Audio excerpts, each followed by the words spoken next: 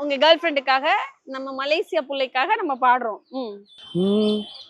வானில் தேடி நின்ற ஆழி நீ அடைந்தாய், ஆழி நான் விழுந்தாய், வானில் நீ எறிந்தாய், என்னை நட்சத்திர காற்றில் அலைய விட்டாய், நான் என்ற எண்ணம் தொலைய விட்டாய், நல்லை அல்லை நல்லை அல்லை நன்னிலவே நீ நல்லை அல்லை.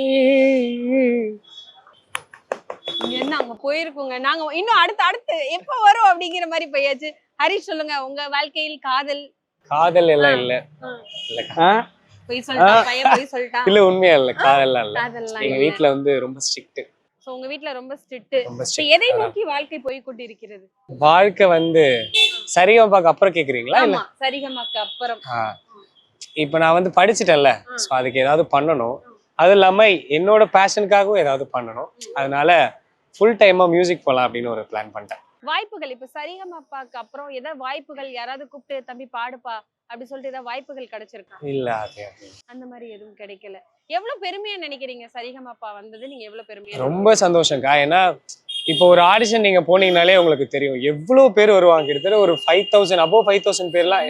அவ்வளோ செம்ம ரஷ்ஷா இருக்கும். அவங்க எல்லாம் பிராக்டிஸ் பண்றத பார்த்து பயமா இருக்கும் நம்மளுக்கு. அது வந்து நமக்கு தெரிஞ்சவங்களே வருவாங்க, நமக்கு தெரியும், அவங்கள நம்ம பார்த்திருப்போம், இவங்கெல்லாம் பயங்கரமா பாடுவானே, ஐயோ இவன் வரானே, அதெல்லாம் இருக்கும். இப்படி இருக்கும். அந்த இதுல நம்ம எல்லாம் செலக்ட் ஆகாம அப்படின்னு ரொம்ப இதா இருக்கும். ஆனா இந்த வாய்ப்பு நம்மளுக்கு கிடைச்சதே அது உண்மை. பெரிய விஷயம். ரொம்ப ரொம்ப